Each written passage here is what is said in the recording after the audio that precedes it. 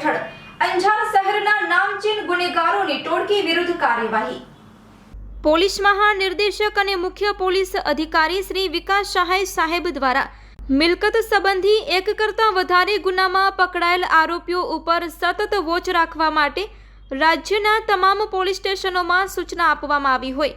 અને આવા આરોપીઓ પકડાયેથી તેઓ તમામનો ગુનાહિત ભૂતકાળ રેકર્ડ ઉપરથી ચેક કરી ઇન્ડિયન પિનલ કોડ ઉપરાંત ગુજરાત સરકાર શ્રી દ્વારા સમયાંતરે અલગ અલગ કાયદા બનાવવામાં આવેલ હોય જે મુજબ આવા આરોપીઓ વિરુદ્ધ અસરકારક કાર્યવાહી કરવા સૂચના કરેલી હોય, જે અંતર્ગત પોલીસ મહાનિરીક્ષક શ્રી ચિરાગ કોરડિયા સાહેબ સરહદી રેન્જ ભુજ તથા પોલીસ અધિક્ષક શ્રી સાગર બાગમાર સાહેબ પૂર્વ કચ્છ ગાંધીધામ નાઓ દ્વારા ઓર્ગેનાઇઝ્ડ ક્રાઇમ કરતી ટોળકી વિરુદ્ધ જરૂરી કાયદાકીય પગલાં લઈ કાયદેસરની કાર્યવાહી કરવા માટે સૂચના મળેલી હોય,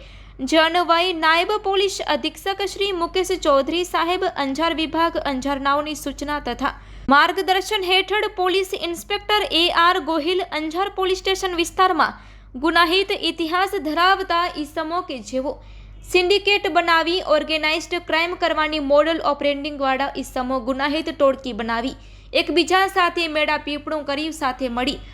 ઓર્ગેનાઇઝ્ડ ક્રાઇમ સિન્ડિકેટ મુજબના ગુનાઓ આચરતા હોય તેવા ઈસમો કે જેઓ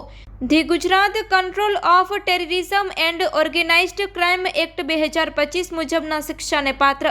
ગુનાની વ્યાખ્યામાં આવતા હોય તેવી સંગઠિત ટોળકીના સભ્યો વિરુદ્ધ કડક કાયદેસરની કાર્યવાહી કરવા માટે સૂચના તથા માર્ગદર્શન મળેલ હોય, તેમજ અત્રેના અંજાર પોલીસ સ્ટેશનમાં BNSની કલમ મુજબનો એસિડ એટેક જેવો ગંભીર ગુનો બનવા પામેલ હોય અને સદર ગુના કામેના આરોપીઓ પૈકી વસંત રમેશ કોલી રહેવાસી રોટરીનગર અંજાર તથા અઝરુદ્દીન ઉર્ફે શબીર નઝમુદ્દીન બાયડ રહેવાસી બાયડ ફળિયું દેવડિયા નાકા અંજાર તથા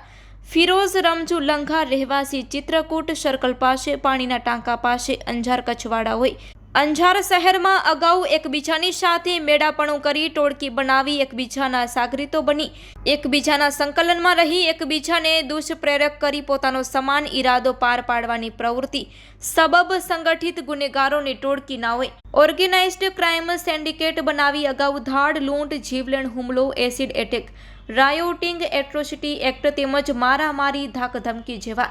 ગંભીર પ્રકારના શરીર સંબંધી ગુનાઓ સતત આચરતી ટોળકી આવા પ્રકારના અવારનવાર ગુનાઓ આચરવામાં આવેલ હોવાની હકીકત તપાસ દરમિયાન જણાઈ આવેલ હતી, જે બાબતે પોલીસ સ્ટેશન રેકર્ડ ઉપરથી મજકૂર 3 આરોપીઓ વિરુદ્ધ નોંધાયેલ ગુનાઓ બાબતે પૂરતા પુરાવા એકત્રિત કરી મજકૂર 3 આરોપીઓ વિરુદ્ધ the Gujarat control of terrorism and organised crime act 2015ની કલમ તથા કલમ 3 પેટા કલમ 4 હેઠળ અલગ અલગ કલમો અંતર્ગત કાર્યવાહી કરવામાં આવેલ છે। આ સફળ કામગીરીમાં અંજાર પોલીસ સ્ટેશનના police inspector Shri AR Gohil તથા police sub inspector Shri SG Vada તથા શ્રી DV ગાંભલા તથા અંજાર પોલીસ સ્ટાફના માણસો સાથે રહી કામગીરી કરવામાં આવેલ છે।